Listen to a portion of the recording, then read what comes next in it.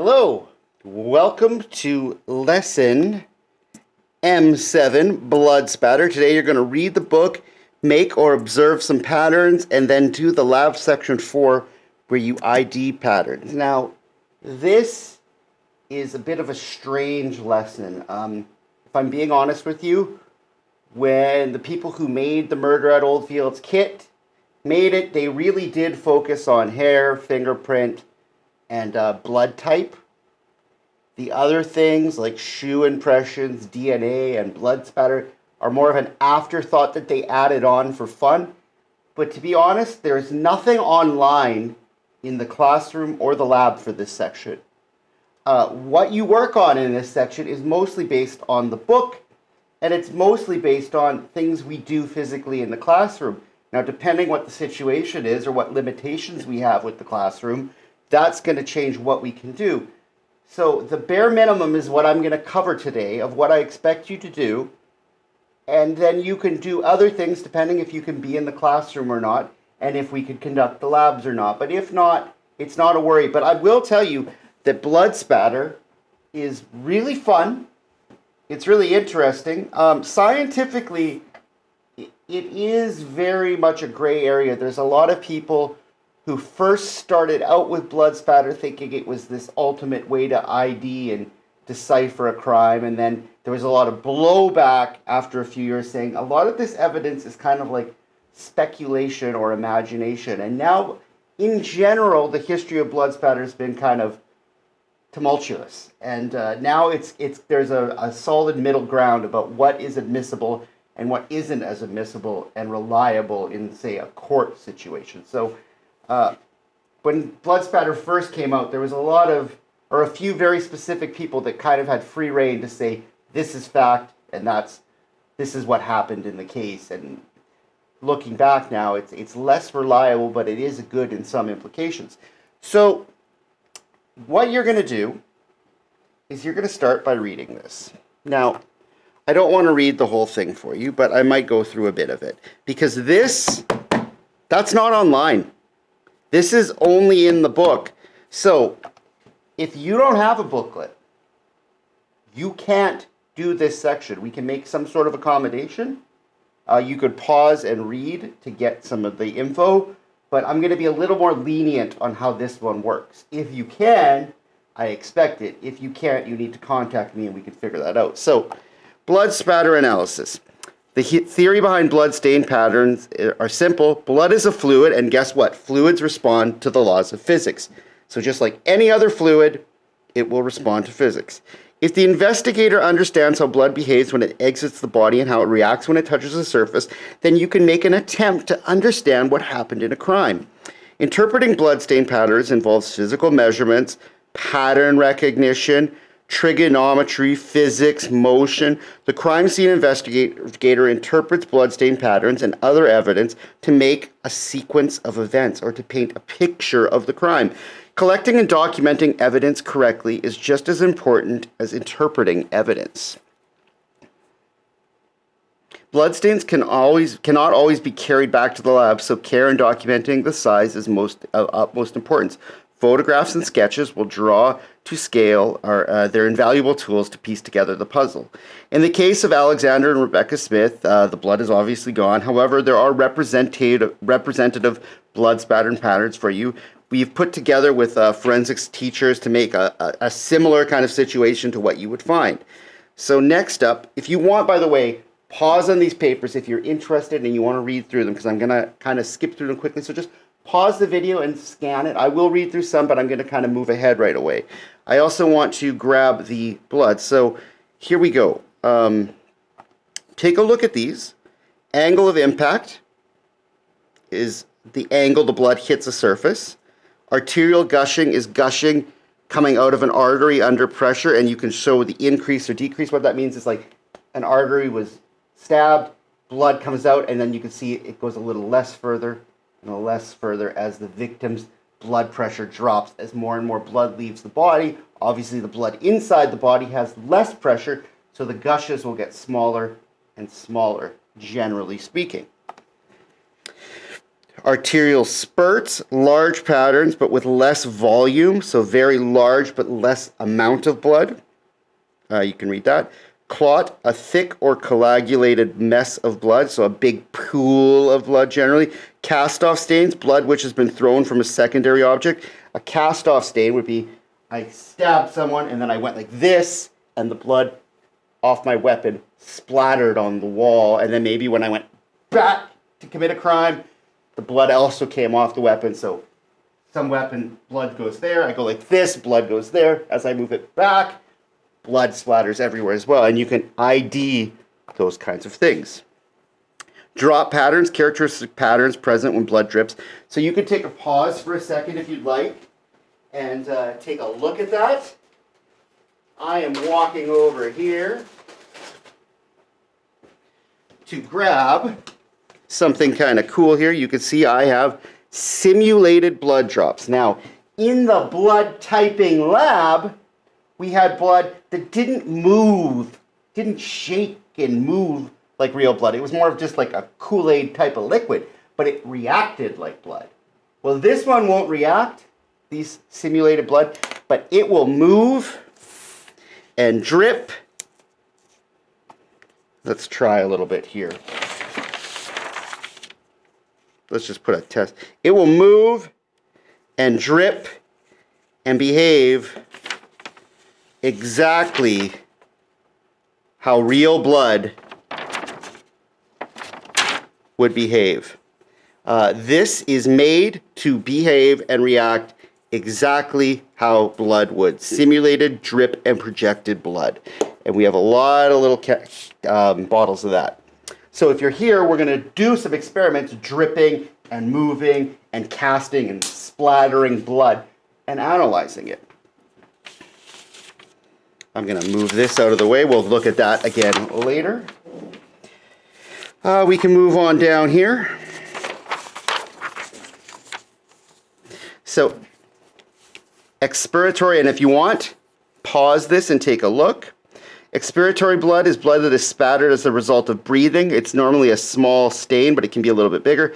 HVIS and MVIS, so high velocity impact splatter, is the blood stain pattern caused by high velocity, and medium is like less, so like a beating will make medium velocity, whereas a gunshot will generally make high velocity impact spatter. The impact site, that's where the blows happen. Now the rest of these, you can read through. I don't know if we need to go through too many of them. Parent drop, the main drop, projected blood, blood that strikes a target under pressure, satellite spatters, shadow or ghosting, skeletonized stains.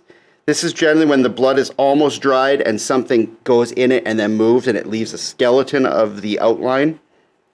Spatter, I think we've talked about. Spines are the edges of blood stains. Splash is a splash. A swipe is when it's been moved.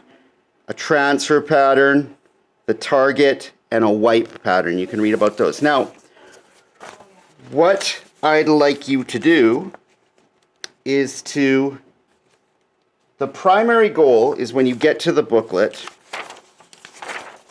what you're going to need to do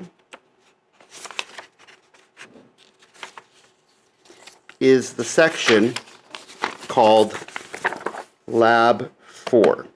This is the goal of the day. So I want you to eventually get the best you can, get that done.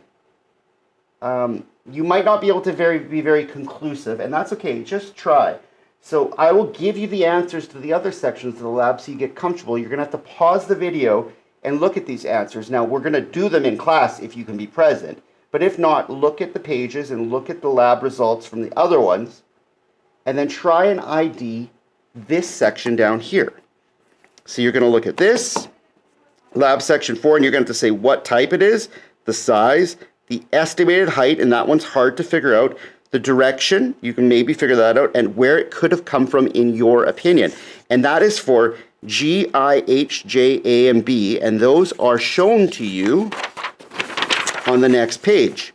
A, B, C, or A, B, G, H, I, and J. So you can see the size of them, you can see maybe some ideas about where they came from, using your knowledge of the crime at this point. and you are going to fill out lab section 4. That is the main goal. But what about lab 1, 2, and 3? Well, I will quickly go through labs. Oh, we got a bell going.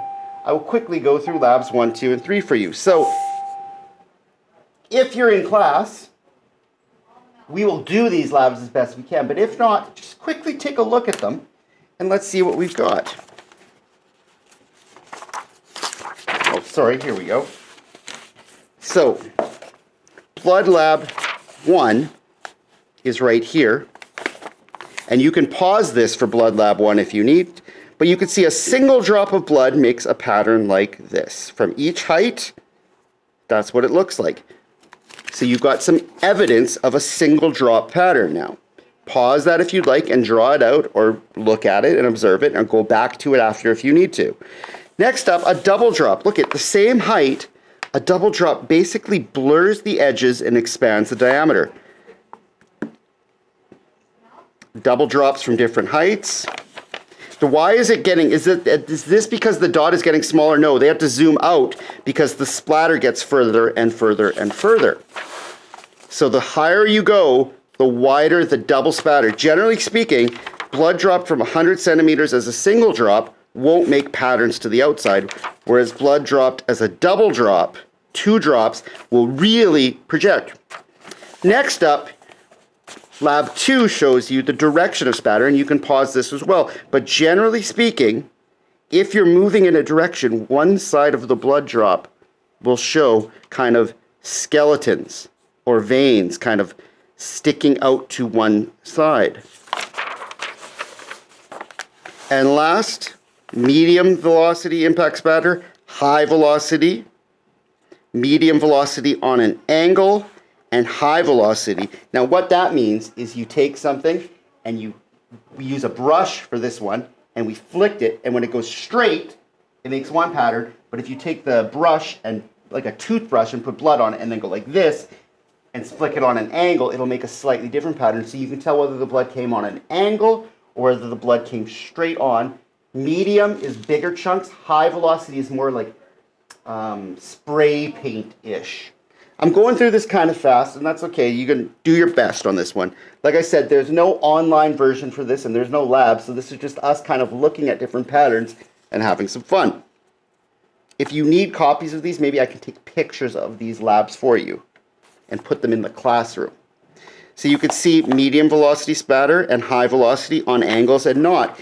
And all of that, oh, sorry, here we go. Right.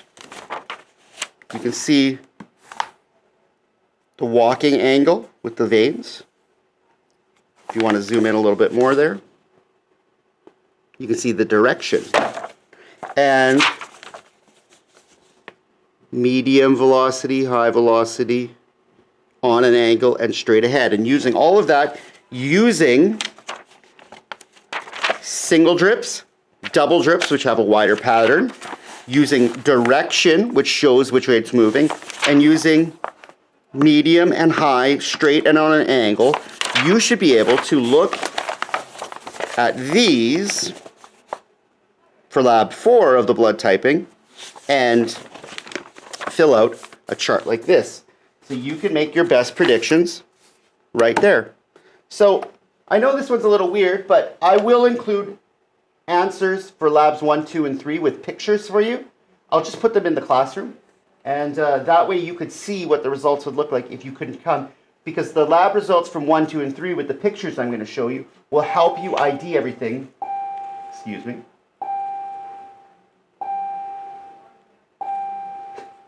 In section 4, lab 4, where you have to take the evidence of the crime and say, where do you think it came from? What height might have it come from? How big is it? What type of blood stain it is. Now, one last thing before we go. I just want to show you some ones that I did. These are double drops in the real world from 15 centimeters, 30 centimeters, 45, 60, 75, and 100. It's kind of neat. 15, 30, 45 really starts spreading out. 60, very big, 75 big, and then 100 kind of goes all over the whole paper. kind of cool. So if you're around in class, we're going to try some different ways of spattering blood in the next day or two. It'll be fun. If not, take a look at the pictures I've given you and do your best to do lab 4, and we'll be moving on. We're almost done the unit, so thank you for your patience and understanding, and we'll see you soon.